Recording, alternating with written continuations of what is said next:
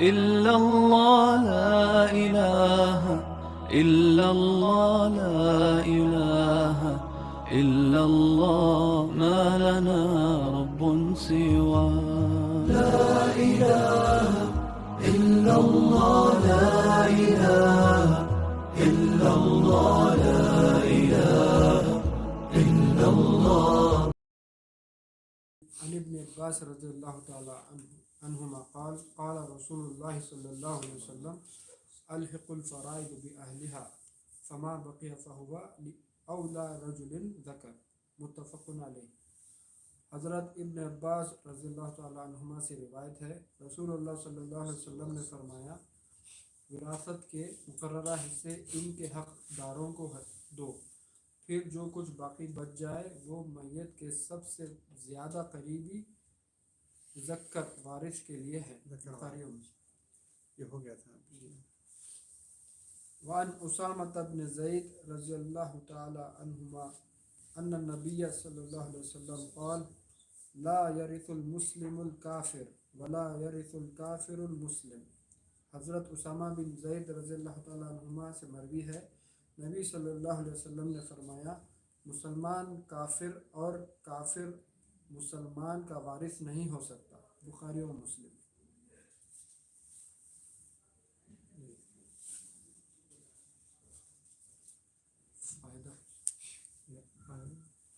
کوئی مسلمان اپنے مرنے والے کسی کافر عزیز کا وارث نہیں ہو سکتا، اور اسی طرح کوئی کافر اپنے مسلمان رشتہ دار کا وارث قرار نہیں پا سکتا.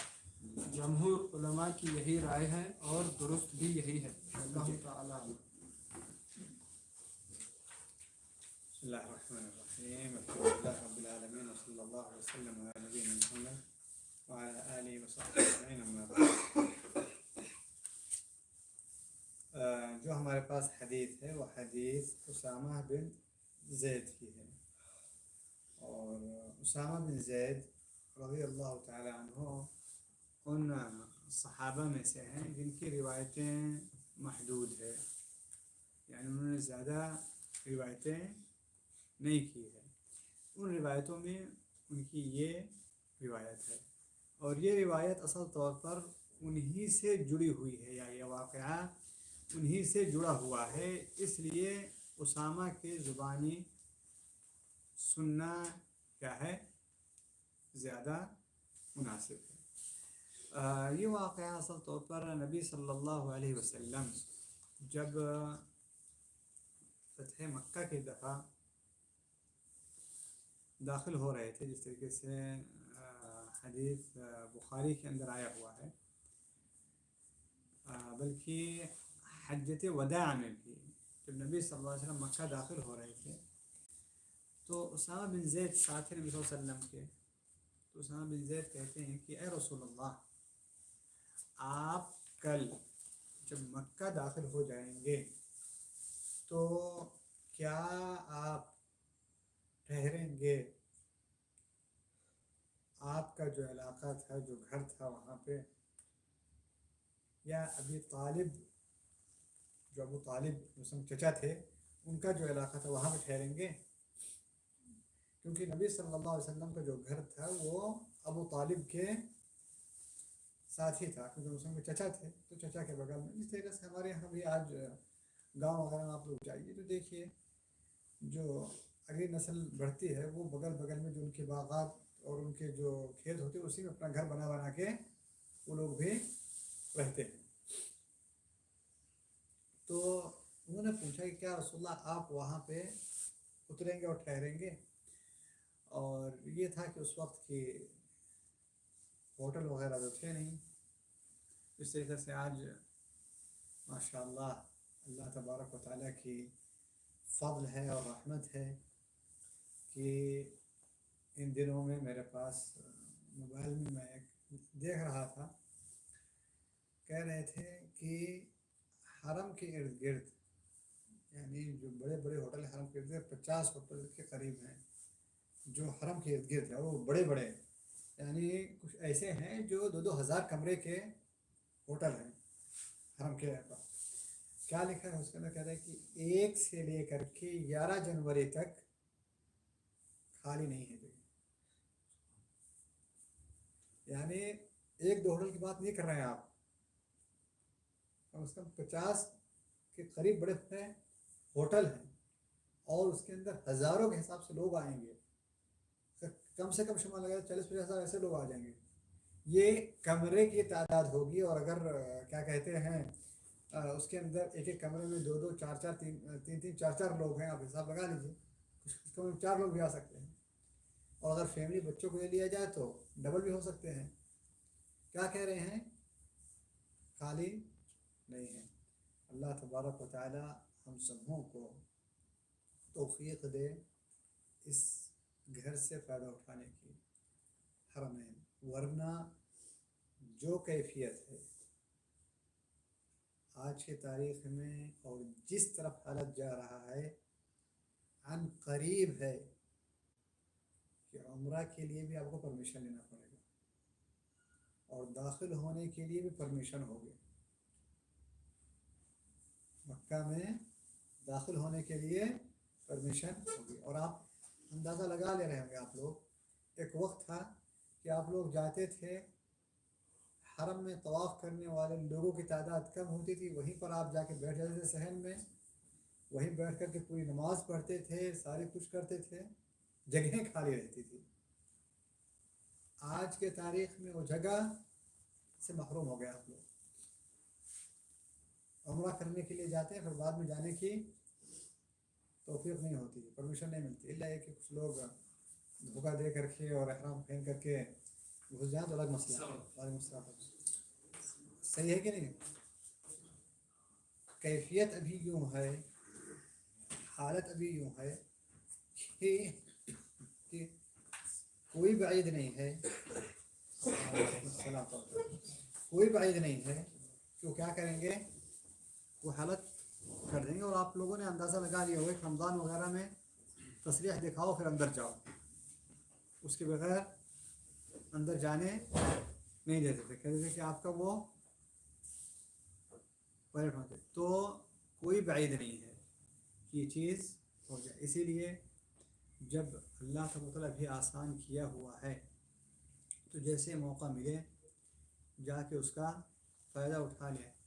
میں اپنے بچپن کی بات کر رہا ہوں کہ حج کرنے کے لیے بغیر پرمیشن آ کے کچھ نہیں کیا ہوا، چلے جا رہے ہیں، روکتے تھے، کہاں ہے آپ کے پاس؟ کچھ نہیں ہے. پرمیشن کہاں ہے؟ نہیں ہے. رہو گے کہاں پہ؟ زمین بہت کشادہ ہے.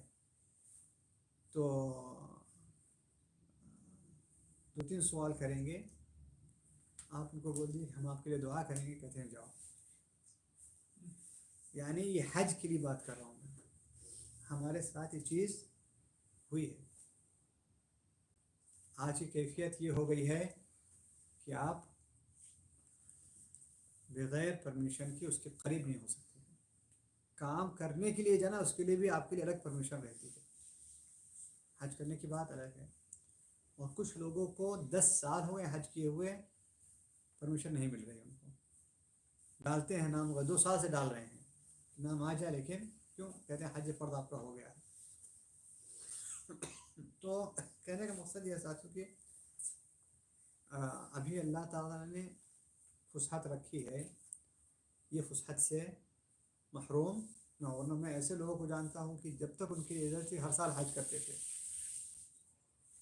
اور پچھلے سال سعودیہ کے بڑے علماء، جو ایک وقت تھا کہ نیشنل گارڈ کے ساتھ حج کرتے تھے، پچھلے سال ان کو بھی پرمیشن نہیں ملی. انہیں کہا کہ شیخ آپ کو کون روکے گا، چلے جائیے آپ. پولیس والے بھی دیکھیں گے ہاں فلاں شیخ موجود ہے، آپ کو آگے کچھ باتیں ہی نہیں کریں گے وہ، ٹھیک ہے، آپ کو کون روکے گا، آپ چلے جائیے. تو کہتے ہیں کہ اس عمر میں مخالفت، ایسی مخالفت نہیں کروں گا میں. اللہ تعالیٰ نے جب تک وسعت دی تب تک میں نے کیا. کہنے کا مقصد یہ ہے کہ نبی صلی اللہ علیہ وسلم کے زمانے میں یہ ساری چیزیں نہیں تھیں. اور ہوتا کیا تھا کہ جو حاجی آتے تھے وہ اپنا خیمہ وغیرہ لے کے آتے تھے ساتھ. ٹینٹ وغیرہ لے کر کے آتے تھے اور وہیں جہاں ان کو جگہ خالی ملتی تھی وہیں پر وہ لگا کے بیٹھ جاتے تھے. اور کچھ لوگ آ کر کے اپنے کچھ رشتہ داروں میں یا اہل مکہ خود اپنے گھروں میں لوگوں کی ضیافت کرتے تھے. یہ کیفیت اس وقت کی تھی.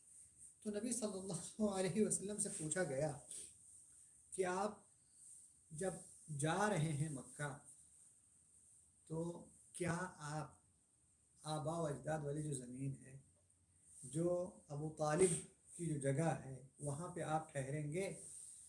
تو نبی صلی اللہ علیہ وسلم نے فرمایا کہ عقیل نے کیا ہمارے لیے کچھ چھوڑا ہے؟ عقیل کون تھی؟ یہ عقیل یہ علی بن ابی طالب کے بھائی تھے، سگے بھائی تھے. عقیل، طالب، جعفر اور علی، دو لوگوں نے اسلام قبول کر لیا تھا. کون تھے؟ علی اور جعفر، علی بن ابی طالب رضی اللہ تعالیٰ عنہ اور جعفر. طالب اور عقیل نے اس وقت تک اسلام قبول نہیں کیا تھا. اللہ تعالیٰ کہ انہوں نے بعد میں اسلام قبول کیا عقیل نے، لیکن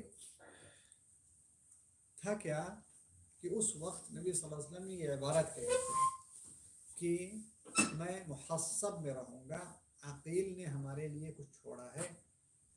ٹھیک ہے. پھر اس کے بعد نبی صلی اللہ علیہ وسلم نے ایک عبارت کہی جس عبارت کا خلاصہ مؤلف نے یہاں پہ لے کر کے آیا ہوا ہے اپنی کتاب بلوغ المرام میں. کیوں؟ حدیث نمبر کتنی ہے؟ 806. تو یہ حدیث کو پھر مؤلف رحمہ اللہ لے کر کے آیا، کیونکہ آپ کو معلوم ہے بلوغ المرام صرف خلاصہ لے کے آتا ہے. مؤلف جو اس کے ہیں وہ خلاصہ لے کر کے آتے ہیں. بس بات نکلی ہے تو اب آپ بتا دوں، یہ جو کتاب بلوغ ہے یہ اصل طور پر اس کے مؤلف کون ہیں؟ حافظ ابن حجر عسقلانی ہے. کس لیے لکھا تھا انہوں نے کتاب؟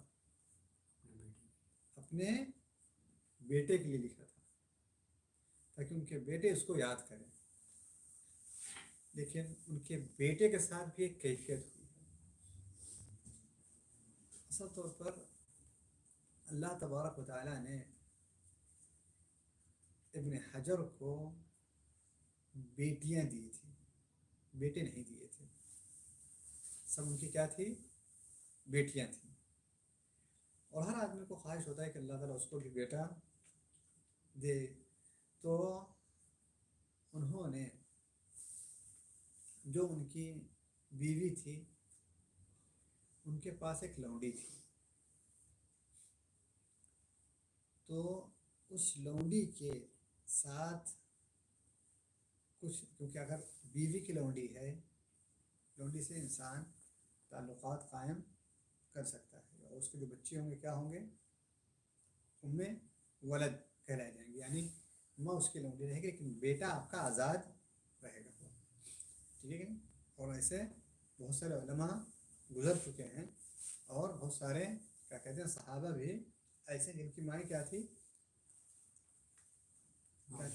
لونڈی تھی. خود نبی صلی اللہ علیہ وسلم کے بیٹے ابراہیم کیا تھے؟ ان کی ماں کون تھی؟ ماریا خطیہ. کون تھی؟ وہ بھی لونڈی تھی وہ. ٹھیک ہے کہ نہیں؟ المہم تو کہنے کا مقصد یہاں پہ یہ ہے کہ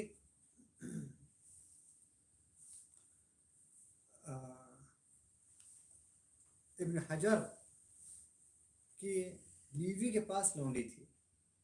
اب اس لونڈی کے ساتھ تعلقات نہیں قائم کر سکتے، کیوں؟ کہ ان کی ملکیت میں نہیں ہے.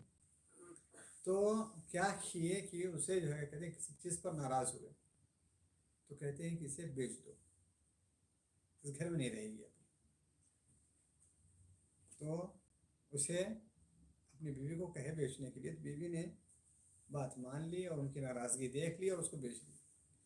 پیچھے سے جا کر کے اپنے، کیونکہ وہ ابن حجر جج کے بڑے تھے، بلکہ پورے ملک کے بڑے جج مانے جاتے تھے، ان کے نیچے سینکڑوں جج تھے. تو اپنے جو ان کا نائب تھا اس کو کہتے ہیں کہ جاؤ اور فلاں لونڈی کو خرید لو، حالانکہ اس کو پیسہ دیے، ان کو کیا دیے، اسے پیسہ دیے اور کہے کہ جا کے اس کو میرے لیے خرید لو، یعنی کیا وہ بیوی بیچی اور انہوں نے جا کے اس کو خرید لیے، اور خرید کے مقصد یہ تھا ان کا کہ اس کے ذریعے سے کوئی اللہ تعالیٰ بیٹا دے دے ان کو، اور اللہ کا کرنا یہ ہوا کہ اللہ تبارک و تعالیٰ ان کو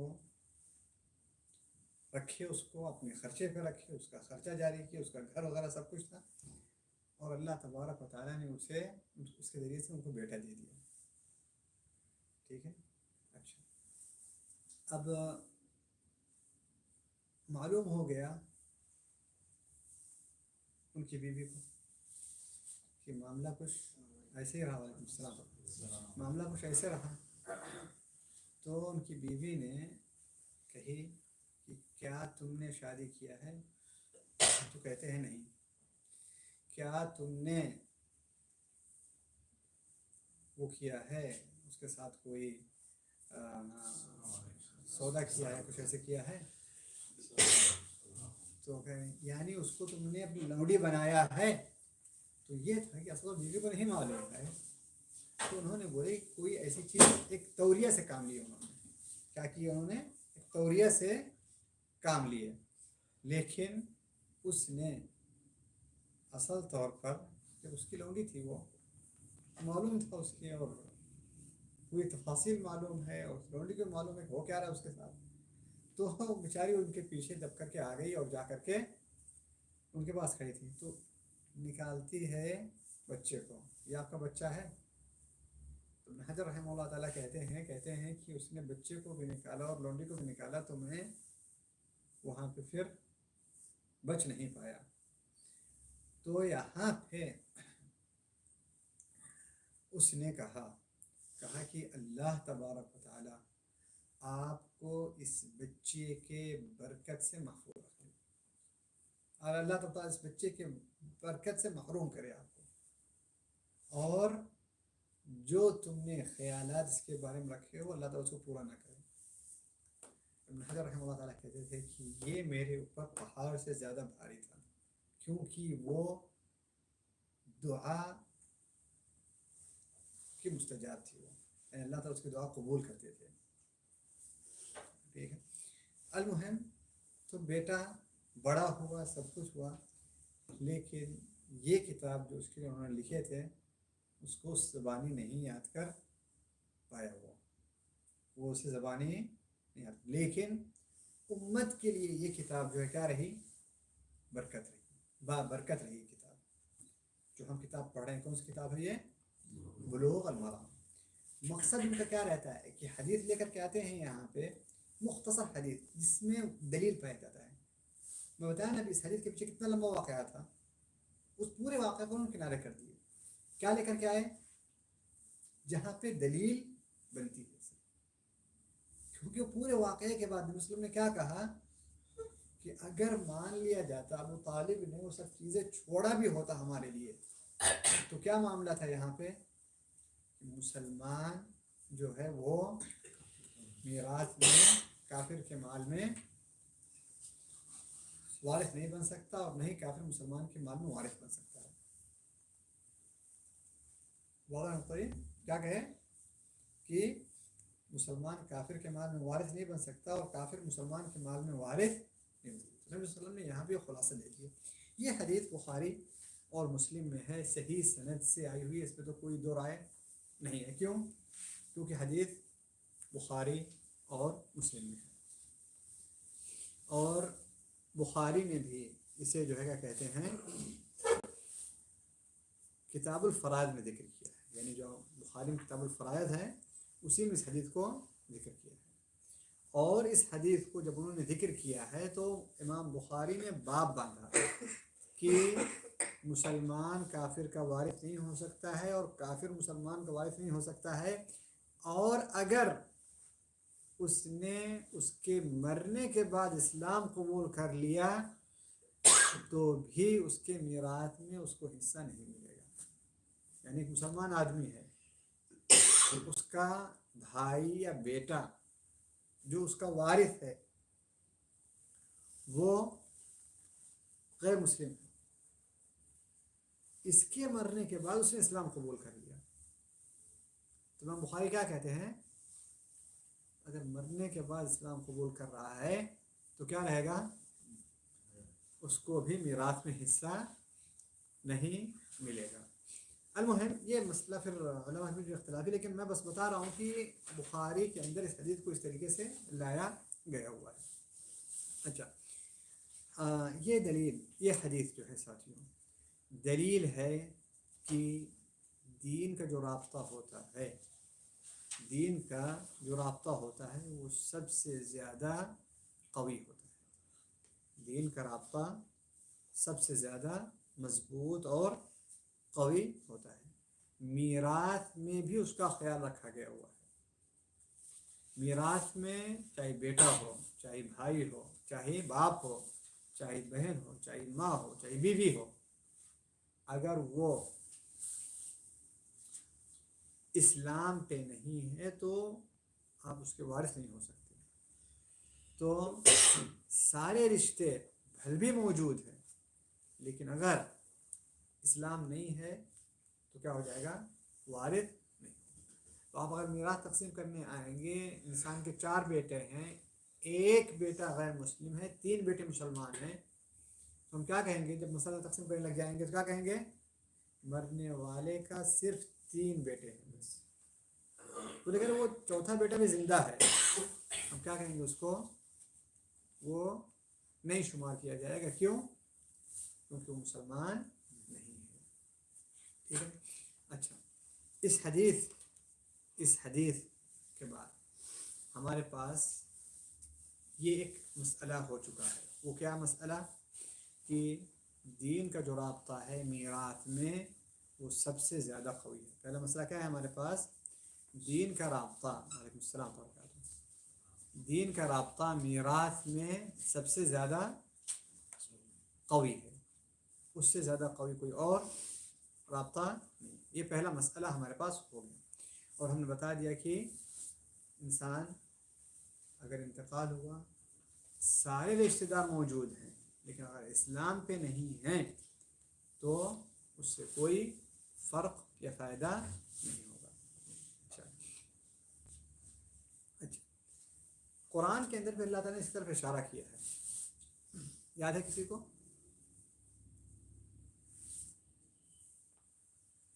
قرآن میں اللہ تعالیٰ نے اشارہ کیا ہے کہ اگر آپ کے دین پہ نہیں ہے تو آپ میں نہیں ہے۔ نوح علیہ السلام کا جو بیٹا ہے، سورہ ہود کے اندر اللہ تعالیٰ نے فرمایا، جب نوح نے کہا کہ اے اللہ تبارک و تعالیٰ میرا بیٹا ڈوب رہا ہے، تو اللہ تبارک نے کیا کہے، انہو لیس من اہلک انہو عمل غیر صالح فلا تجلد فيما ليس لك به انی اعظک ان تکون من الجاہلین، کہ ان کے بارے میں نہ بات کرو جن کے بارے میں تم کو علم نہیں، میں تمہیں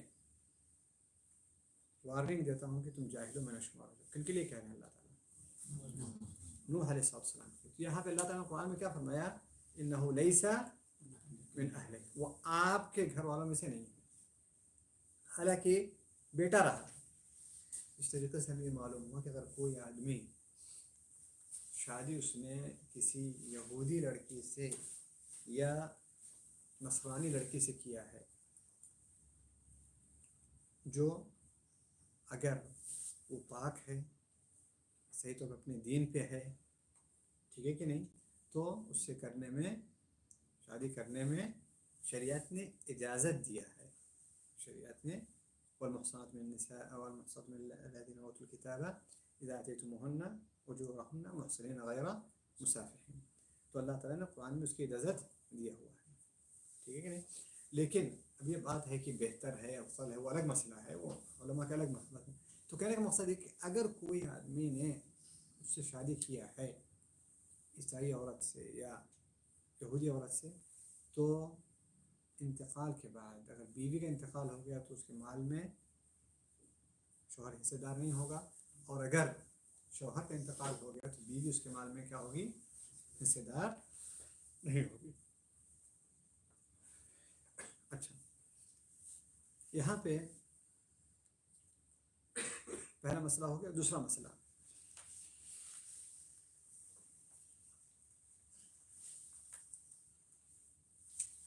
ہمارے پاس ساتھی یہ ہے کہ کافر مسلمان کے مال میں وارث نہیں ہوگا. یہ اجماعی مسئلہ ہے.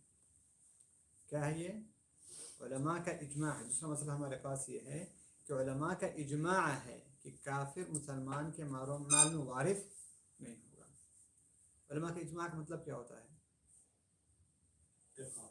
کہ اس مسئلے میں کسی بھی عالم نے اختلاف نہیں کیا ہے. ہمارے پاس جو دلیل ہے عام طور اس کو ہم دلیل کہتے ہیں. کہتے ہیں آپ دلیل دو. ٹھیک ہے کہ نہیں؟ اہل علم کے نزدیک جو معتبر دلیلیں مانی جاتی ہیں وہ کیا ہے؟ تو قرآن ہوگا یا تو حدیث ہوگا. ٹھیک ہے کہ نہیں؟ یا اجماع ہوگا یا قیاس. یہ چار ہیں جو اصول ہوتے ہیں کس کے؟ دلیل کے. اس کے بعد اور بھی ہے چیزیں اس پر علماء کا اختلاف ہے. وہ کیا وہ دلیل ہوگی کہ دلیل نہیں ہوگی وہ الگ مسئلہ ہے. مثال کے طور پر پچھلے قوم کا مذہب، مثال کے طور پر صحابی کا قول، مثال کے طور پر سد ذریعہ، مثال کے طور پر مصلحہ مرسلہ، مثال کے طور پر استحسان ہے کہ نہیں، مثال کے طور پر عمل اہل مدینہ. یہ سارے ان چیزوں کی بنیاد پہ دلیل لے کر کے آنا. یہ علماء کے بیچ میں کیا رہا ہے مسئلہ؟ مختلف ہی مسئلہ رہا ہے. ٹھیک ہے کہ نہیں؟ کہ آیا اس کو دلیل مانا جائے کہ نہیں مانا جائے گا. ٹھیک ہے کہ نہیں؟ لیکن جس پر اختلاف نہیں ہے جن چیزوں کو، کیا ہیں وہ چار چیزیں ہیں: قرآن، حدیث اور اجماع اور قیاس. اجماع کسے کہتے ہیں؟ اجماع کا مطلب یہ ہوتا ہے کہ ایک مسئلہ ایسا ہے کہ اس پر علماء لوگوں کا اس پر اتفاق ہے. ٹھیک ہے، سارے علماء کا اس پر اتفاق ہے، کسی نے اختلاف نہیں کیا. واضح نقطہ. سارے علماء نے کیا کیا اس پہ؟ نبی صلی اللہ علیہ وسلم زمانے سے لے کر کے ابھی تک. ٹھیک ہے، علماء کا اس پہ اتفاق رہا، اس پر کسی نے اختلاف نہیں کیا. مثال کے طور پر نماز میں آپ کھا سکتے ہیں نہیں کھا سکتے؟ دلیل کیا ہے؟ دلیل کیا ہے؟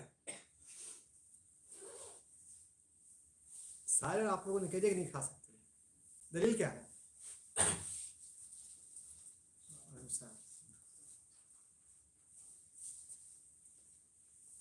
اگلا ہفتے کے لیے ہوم ورک دے دوں چاہیے. دلیل اس کی اجماع ہے. اجماع ہے، سب سے قوی دلیل اس کی اجماع ہے کہ نبی صلی اللہ علیہ وسلم کے زمانے سے لے کر کے امت کے اس پر اجماع آ رہا ہے. کسی نے اس پر اختلاف نہیں کیا کہ نماز کی حالت میں نہ آپ کھا سکتے ہیں نہ آپ پی سکتے ہیں. کیا ہے؟ اس پر اجماع ہے. اب یہ رہے گا کہ نبی صلی اللہ علیہ وسلم نے جو فرمایا حدیث نبی صلی اللہ علیہ وسلم کی کہ میری امت کسی گمراہی پہ اتفاق نہیں کر سکتی. ٹھیک ہے، نبی صلی اللہ علیہ وسلم نے فرمایا ہے میری امت، یعنی امت نے اتفاق کیا ہے کہ نماز کی حالت میں ہم نہ کھائیں گے نہ پیئیں گے، اور اگر کریں گے تو نماز ٹوٹ جائے گی ہماری. اتفاق کر لیا امت نے. اب یہاں پر اختلاف کرنے والا آدمی بدعتی ہوگا. کیا ہوگا؟ بدعتی ہوگا. کیوں؟ کیونکہ ایسے مسئلے پہ اتفاق کر رہا ہے اس کے بارے میں نبی صلی اللہ علیہ وسلم کا فرمان ہے کہ من عمل عملا لیس علیہ امرنا فہو رد. کوئی آدمی ایسا عمل کرے گا جس پر ہمارا عمل نہیں ہے تو کیا ہو جائے گا؟ وہ مردود ہو جائے گا. نبی صلی اللہ علیہ وسلم کا عمل کیا رہا؟ صحابہ کرام کا عمل کیا رہا؟ کہ نماز کی حالت میں ہم نہیں کھائیں گے. واضح رہا متصاتی. ٹھیک ہے، یہ بات الگ ہے کہ پھر علماء نے اسے کچھ عموم دلیلوں سے بھی تاکید کیا ہے اس کی. جیسے فرمایا ہے کہ نبی صلی اللہ علیہ وسلم نے بولے کہ ان فی الصلاۃ لشغلا، نماز میں ایک مصروفیت ہوتی ہے، یعنی ہر کام کو آپ کو چھوڑ کے نماز پڑھنا ہے. کوئی بھی چیز کی مصروفیت اگر بیچ میں کٹ کر رہی تو آپ کی نماز باطل ہو جائے گی. ٹھیک ہے کہ نہیں؟ واضح ہے نقطہ. تو یہ تو کہنے کا مقصد ہے کہ ایسے آپ کو کئی مسائل ایسے ملیں گے آپ کو جس کے اندر دلیل کیا رہے گا؟ اجماع کی دلیل رہے گا. ٹھیک ہے کہ نہیں؟ اور اس ہم کیا پڑھیں گے؟ تراویح کتنی تھی؟ 20 رکعت، جس پر اجماع ہے. تو ایسے اجماع کی دعویٰ کرنے والے لوگ بہت ہیں. اسے امام احمد حنبل کہتے ہیں کہ اجماع وہی ہے جس پہ صحابہ کرام اور قرون مفضلہ رہے ہیں. نبی صلی اللہ علیہ وسلم کے زمانے کے 3 صدیاں جو گزری ہیں شروع کی، جس پر وہ لوگ رہے ہیں. کیونکہ بعد میں لوگ بے بنیاد چیزوں پہ اختلاف کر گئے ہیں. بعد میں لوگ کیا بے بنیاد چیزوں میں اختلاف کر گئے ہیں. تو کیا اجماع اسی چیز پہ رہ گیا. دیکھا جائے گا 3 صدیاں نبی صلی اللہ علیہ وسلم کے بعد کس چیز پہ چلی ہیں، گزری ہیں، اسی پر ہم عمل کریں گے. اور میں ایک مثال کے طور پر بتا دیتا ہوں آپ لوگوں کو. ایک جو ہم لوگ کے بیچ میں ایک مسئلہ بہت چھڑا جاتا ہے، اور کیونکہ وہ مولویوں سے کے ساتھ چھڑا جاتا ہے، وہ کیا ہے کہ چاند کا معاملہ. کیا اگر کہیں پر چاند دکھ گیا تو کیا پورے دنیا کے لیے ہوگا یا اس علاقے کے لیے ہوگا؟ کیا آج کل چلا ہوا ہے لوگوں میں کہ نہیں، اگر ایک جگہ چاند دکھے تو پوری دنیا کے لیے ہو جائے گا. آپ روکیے ان کو، کہیے کہ نبی صلی اللہ علیہ وسلم کے زمانے میں کیسے عمل ہوتا تھا، صحابہ کرام کے زمانے میں کیسے عمل ہوتا تھا، تابعین کے زمانے میں کیسے عمل ہوتا تھا. وہ آ کے آپ کو یہ کہیں گے کہ ہر علاقے کے لوگ اپنا چاند دیکھتے تھے، اسی کے حساب سے وہ لوگ عید اور رمضان کرتے تھے. ٹھیک ہے؟ بلکہ صحیح مسلم کے اندر ہے، حضرت ابن عباس رضی اللہ تعالی عنہ مکہ میں تھے، معاویہ کہاں تھے؟ شام میں، دمشق میں تھے. ٹھیک ہے کہ نہیں؟ تو قریب جو ہے وہاں سے نکلتے ہیں اور آتے ہیں مکہ. جب مکہ پہنچتے ہیں تو ابن عباس پوچھتے ہیں، کہتے ہیں کہ آپ لوگوں کے یہاں رمضان کب شروع ہوا؟ تو کہے غالباً جمعہ کے دن کہے انہوں نے. تو عبداللہ بن عباس نے کہے کہ ہمارے پاس جو رمضان شروع ہوا ہے وہ ہفتے کے دن شروع ہوا ہے. تو قریب نے کہا کہ کیا آپ معاویہ کے چاند دیکھنے پر اکتفا نہیں کریں گے؟ تو عبداللہ بن عباس نے کہے نہیں، ہر علاقے کا اپنا چاند ہوتا ہے. یعنی میرے مقصد کہ صحابہ کرام کا بھی عمل اسی پہ رہا ہے. تو اب آ کر کے کہ چاند ایک ہے، دین ایک ہے، ٹھیک ہے کہ نہیں، نبی ایک ہے، اللہ ایک ہے، تو ہم کیوں ہر جگہ پر الگ الگ رمضان بنا رہے ہیں؟ ہر جگہ پر اللہ کے بندے ہر جگہ پر اپنے حساب سے لوگ نماز پڑھ رہے ہیں، ہر جگہ سے اپنے حساب سے لوگ زکوٰۃ دے رہے ہیں. تو اسی طریقے سے اب ایک آدمی کا میرے پاس فون آتا ہے کہ میں آسٹریلیا سے نکلا ہوں، وہاں پر فجر کی نماز شروع ہو گئی تھی. وعلیکم السلام. فجر کی نماز کا وقت ہو گیا تھا. کیا کہا انہوں نے کہ وہاں پہ فجر کا نماز کا وقت ہو گیا تھا. تو کہا کہ ہم نے فجر کی نماز پڑھا، جہاں جہاں پہ ہماری فلائٹ رک رہی ہے وہاں پر فجر کا وقت ہوتا جاتا ہے، یہاں تک کہ ہم جدہ پہنچتے ہیں جدہ فجر سے پہلے. تو اب ہم کیا فجر کی نماز پڑھیں گے کہ ہماری فجر کی نماز ہو گئی؟ تو ان کی جو ہے انہوں نے پہل وقت پہ فجر کی نماز انہوں نے پڑھ لی ہے، اور وہ کافی ہے ان کے لیے. ان کو بار بار نہیں پڑھنی، کیونکہ جب انہوں نے پڑھا تو حقیقی طور پہ وقت ہو گیا تھا. تو کہنا مقصد کہ یہ بھی کیفیت ہے کہ فجر کے یعنی نمازیں جو ہماری ہے ہر علاقے کے لوگ اپنے حساب سے پڑھتے ہیں. تو پھر سالانہ روزہ بھی کیوں نہیں رکھیں اپنے حساب سے، اپنے علاقے کے حساب سے؟ تو اب کہنے کا مقصد یہ ہے کہ امت کا اجماع کس پہ رہا؟ پھر واپس آتے ہیں، امت کا اجماع یہی تھا کہ ہر علاقے کے لوگ اپنے حساب سے چاند دکھیں.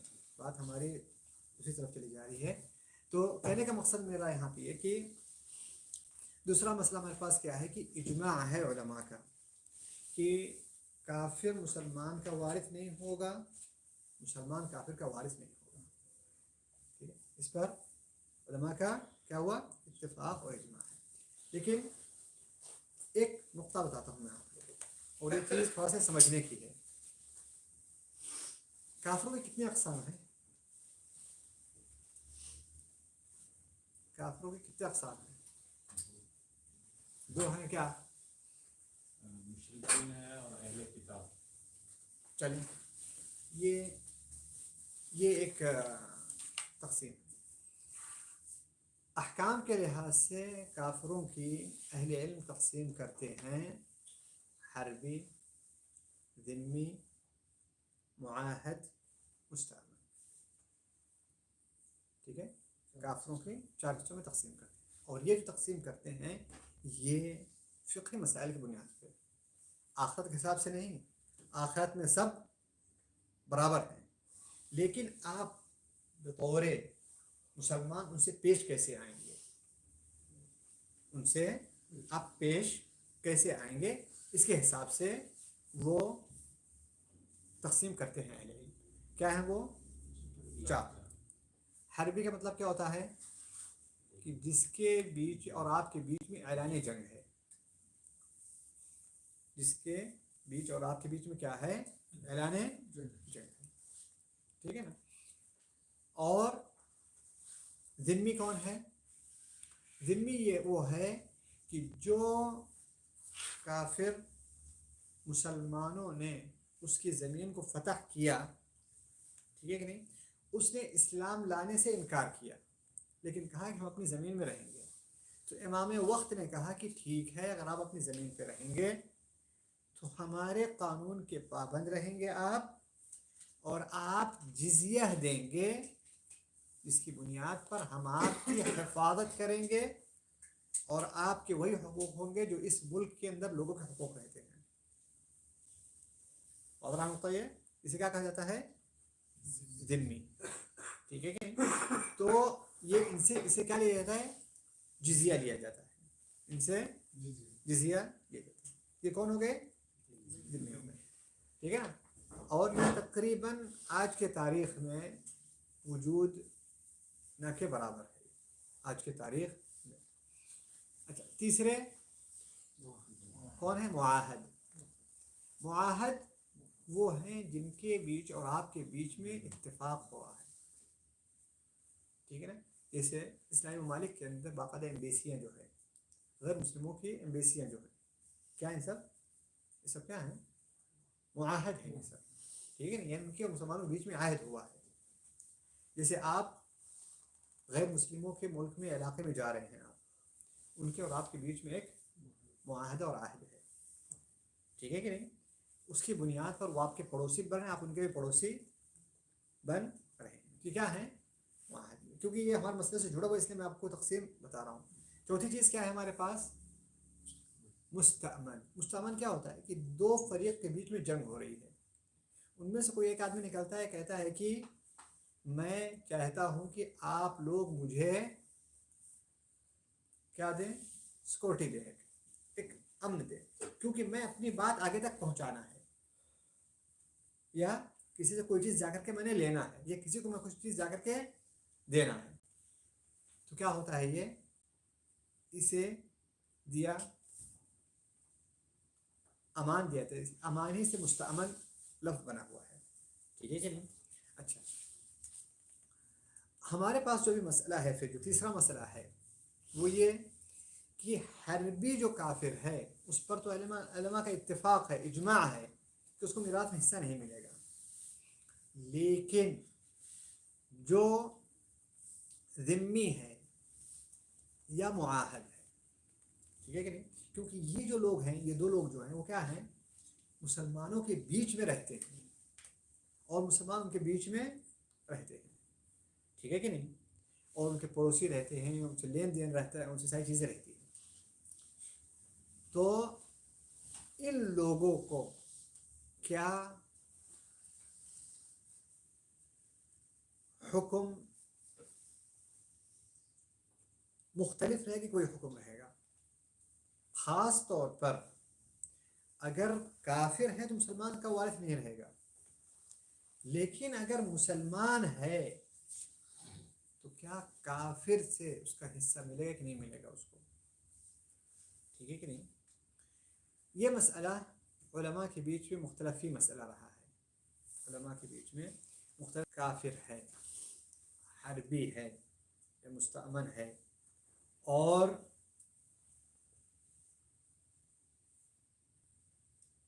حربی مستأمن نہ بھی ہے لیکن وہ کافر ہے، مسلمان اس کا وارث بننا چاہ رہا ہے، تو علماء کا اجماع ہے اس کے اوپر کہ اس کو نہیں ملے گا. لیکن اگر مسلمان وارث ہے، مرنے والا کافر ہے، مسلمان وارث ہے، اگر یہ مختلف مسئلہ جس کے اندر اختلاف ہو رہا ہے، وارث کون ہے؟ مسلمان. اگر کافر وارث رہے تو نہیں، اتفاق ہے سب کا، ٹھیک ہے نہیں؟ اور اگر حربی رہے گا تب بھی اتفاق ہے، اگر حربی رہے گا تب بھی اتفاق. اختلاف کہاں پہ ہے؟ جب مسلمان وارث رہے گا اور مرنے والا کون ہے؟ ذمی ہے یا معاہد؟ ذمی ہے یا معاہد؟ یعنی بچہ اسلام قبول کر لیا، کیا اپنے باپ کا، جو باپ مسلمان نہیں ہو، کیا اس کا وارث بن سکتا ہے؟ اس مسئلے میں علماء کا اختلاف رہا ہے. ٹھیک ہے کہ کچھ علماء نے اس حدیث کے عموم کی بنیاد پر، کیا کہتے ہیں؟ اس حدیث کے عموم کی بنیاد پر کہ وارث نہیں ہوگا. مسئلہ سمجھیے آپ لوگ، کہ میں بھاری جگہ پہ داخل کر دیا آپ لوگوں کو. مسلمان وارث ہے کس سے؟ غیر مسلم سے، ٹھیک ہے کہ نہیں؟ اور وہ مرنے والا کون ہے؟ ذمی ہے یا معاہد ہے، ٹھیک ہے کہ نہیں؟ اچھا، تو کیا اس سے وارث بن سکتا ہے؟ پہلا قول علماء کا یہ ہے کہ اس حدیث کے مطابق، تمہارے پاس حدیث ہے، کہ نہیں ہوگا، کیونکہ حدیث کیا ہے؟ عموم پر دلالت کر رہی ہے. حدیث کس پہ ہے؟ عموم پر دلالت کر رہی ہے. اچھا، دوسرا قول، یہ جمہور علماء کی رائے ہے، یہ عقیل والی حدیث ہے جو حدیث، ہاں عقیل والی حدیث، جو نہیں اسامہ بن زید والی حدیث، جو بولے کہ عقیل نے کچھ چھوڑا ہے نا، ہاں، جس کے اندر آیا ہوا ہے کہ لا یرث المؤمن الکافر والکافر المؤمن، لا یرث المسلم الکافر والکافر المسلم، یعنی نہ تو مسلمان کافر کا وارث ہوگا اور نہ ہی کافر مسلمان کا وارث ہوگا. اچھا، دوسرا قول جو علماء کا ہے وہ یہ ہے کہ ایسی حالت میں مسلمان وارث ہو سکتا ہے، اور اختلاف اس بنیاد پہ ہوا کیونکہ یہ جو قول ہے یہ قول کچھ صحابہ سے مروی ہے. اگر یہ چیز صحابہ سے مروی نہیں ہوتا نا تو شاید اختلاف، یہ چیز معاذ بن جبل سے مروی ہے کہ انہوں نے باقاعدہ وارث بنایا، کہ غیر مسلم کے مال میں مسلمان کو وارث بنایا. ٹھیک ہے کہ نہیں؟ موقع سمجھ میں آیا؟ تو مسئلہ کہاں پر رہا؟ معاذ بن جبل، ٹھیک ہے کہ نہیں؟ انہوں نے یہ چیز کہا، اور ان کے بعد پھر معاذ بن جبل نے کہے، پھر سعید بن مسیب نے کہے آ کر کے، پھر شعبی نے بھی کہے، پھر آ کر کے جو ہے کیا کہتے ہیں اسحاق بن راہویہ نے بھی کہے، تو علماء نے پھر یہ چیز. اچھا، اب یہ کہیں گے آپ کہ دلیل کیا رہی ان لوگوں کی؟ کیونکہ ایک آدمی تو کہے گا نہیں، کئی لوگ کہتے ہوئے آ رہے ہیں اگر ایک صحابی سے غلطی ہوتی تو دوسرا صحابی جواب دیتا. اور یہ نقطہ ہے ساتھیوں، اور یہ اللہ تبارک و تعالیٰ کا اس دین کی حفاظت کا علامت ہے کہ کبھی بھی اگر کوئی صحابی حدیث کی مخالفت کیا ہے دوسرا صحابی اس کو جواب دے دیتا تھا. کیا ہوتا تھا؟ دوسرا صحابی اس کا جواب دے دیتا ہے. ٹھیک ہے. لیکن یہ ان مسائل میں ہے جس میں دوسرا صحابی نے جواب نہیں دیا، یعنی ان کے اوپر رد نہیں کیا. یعنی یہ چند مسائل ہیں، صرف ایسے انگلی پہ گننے والے مسائل ہیں. ورنہ جو بھی آپ مسئلہ لے کر کے آئیے، اگر صحابی نے کہیں پر حدیث کی مخالفت کیا ہے تو کہنے کا مقصد کہ اتنا بڑا مسئلہ معاذ بن جبل اپنی رائے سے تو نہیں کہہ سکتے ہیں. تو ان کی دلیل کیا ہے؟ ان کی دلیل ساتھیوں، سب سے پہلے حدیث لے کے آتے ہیں جو حدیث ہے نبی صلی اللہ علیہ وسلم کی. نبی صلی اللہ علیہ وسلم نے فرمائے ہیں کہ اسلام بلند ہوتا ہے، اس پر کوئی بلند نہیں ہوتا. اسلام بلند ہوتا ہے، اس پر کوئی بلند نہیں ہوتا. یہ چیز، اور اسی کے اندر آیا ہوا ہے کہ اسلام زیادہ کرتا ہے، کم نہیں کرتا ہے. ٹھیک ہے کہ نہیں؟ اچھا، اس حدیث کے عموم سے انہوں نے دلیل لیا ہے کہ یہ جو چیز ہے کیا ہے، یہاں پہ اس کے اسلام ہونے کی وجہ سے اس کو محروم نہیں کیا جا سکتا ہے، کیونکہ اس کا وہ واحد ہے، اس کا محروم نہیں کیا جاتا. یہ ایک جسے کہتے ہیں کہ مفہوم اشارہ اسے کہتے ہیں. اسے کیا کہتا ہے؟ اگر اصول فقہ ہے اس چیزیں پڑھی جائے جو دلیل کے اصول کہتے ہیں، مفہوم اشارہ اسے کہا جاتا ہے.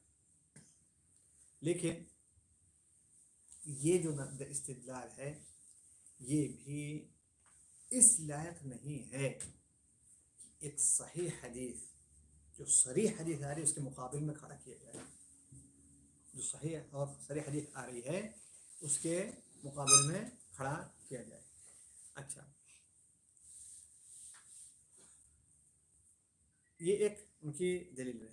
دوسری دلیل کہتے ہیں کہ اللہ تبارک و تعالیٰ قرآن کے اندر کہہ رہا ہے کہ جو کافر آپ کے ساتھ دشمنی نہیں ظاہر کر رہا ہے اس کے ساتھ آپ موالات اور مودت اور اس قسم کی چیزیں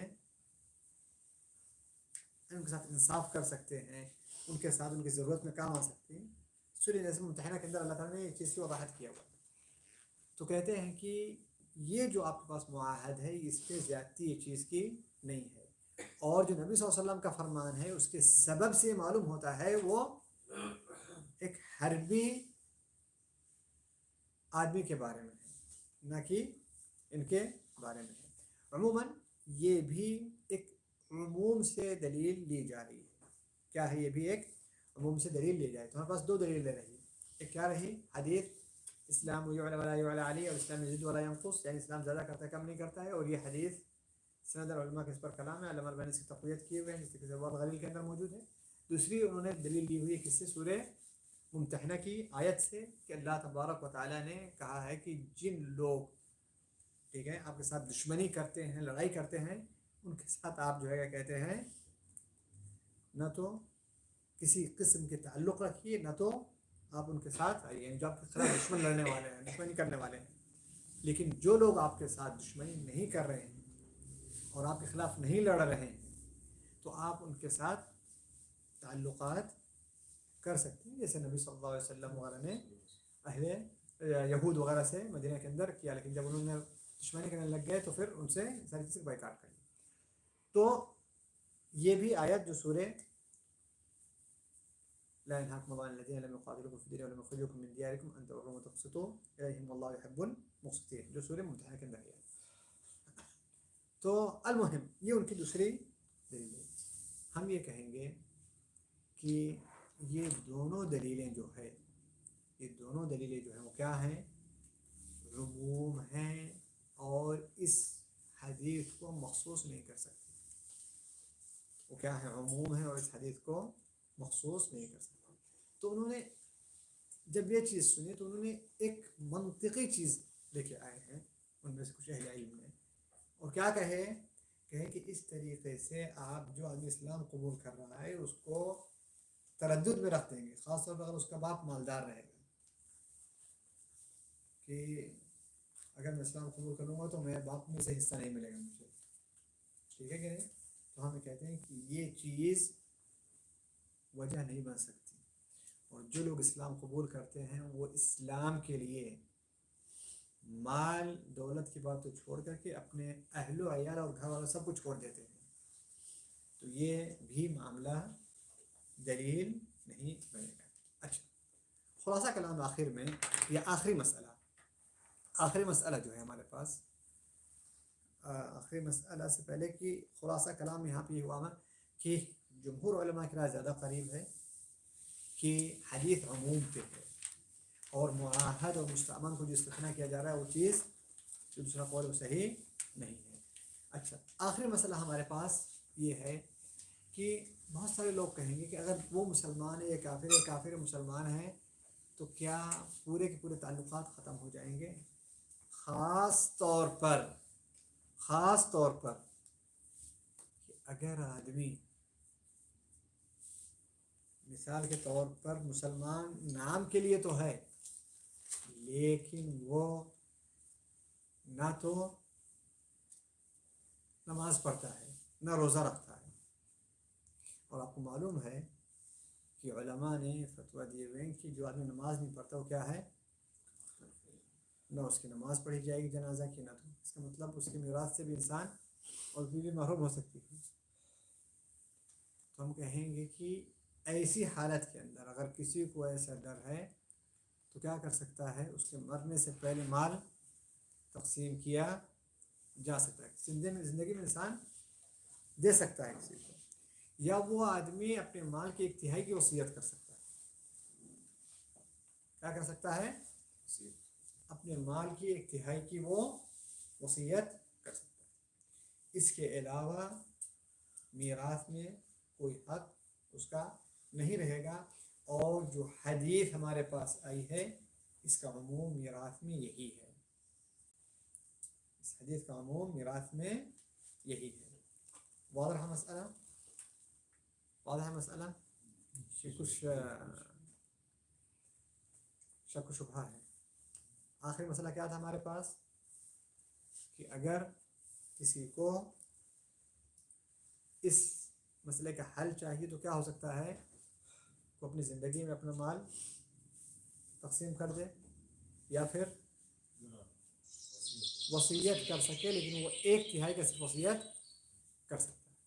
کتنا کر سکتا ہے؟ صرف 1/3 کا وصیت کر سکتا ہے.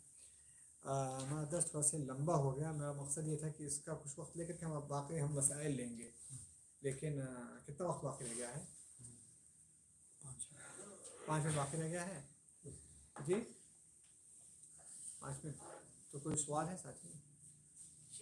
ہاں ایسے ایک میرے دیکھیں ساتھی، میں کہتا ہوں دیکھیں معاف کریے گا اگر چیزیں تھوڑا سا بھاری، کیونکہ ہمارے جو ساتھی کے ساتھ یہ کتاب ہماری چل رہی تھی، شروع سے کتاب ہماری ایسی چل رہی ہے. ہم ایک حدیث لیتے ہیں، اس کے اندر کیا فقہی مسائل ہے اس پر ہم مباحثہ کر کے پھر آگے بڑھتے ہیں. اگلی مرتبہ پھر اگلی حدیث رہے گی، اس پر کیا مسائل ہیں، کیا اسباق ہیں، اس طریقے سے رہے. ابھی ہمارے پاس کتاب الفرائض ہے، ٹھیک ہے کہ نہیں؟ کتاب الفرائض ابھی تک ہم ایک مفہوم عام لے رہے تھے، اب ہم کتاب کے اندر داخل ہو رہے ہیں، ٹھیک ہے کہ کیا کیا حدیثیں ہیں اس کو بھی ساتھ ہم لے رہے ہیں. جی ہاں جی کیا کہتے ہیں؟ شیخ میرے ساتھ ایک نو مسلم ہے، وہ 1 سال پہلے مسلمان ہوا، ہندو ہے. جی تو بات ہوتے رہتی، تو آج ہی وہ بول رہا تھا حیدرآباد میں اس کی والد کی پراپرٹی ہے، والد پر بہت پیسے والا تھا، تو وہی بتا رہا تھا آج کے پراپرٹی بیچنا ہے، بہن کو بلائی کرنا ہے بول کے. تو کیا بولا جائے اس کو کہ وہ سارے ہندو ہے، تو باپ کا انتقال ہو گیا، انتقال ہوگا، باپ ماپ سے انتقال ہو گیا اور پراپرٹی، مگر وہ ابھی بیچنے کے میں ہے اور شاید پیسے لینے کے اس امید میں بیٹھا ہے. اور ابھی 1 سال ہی ہوا ماشاء اللہ، روضہ دعویٰ سینٹر سے جڑا ہے اور علم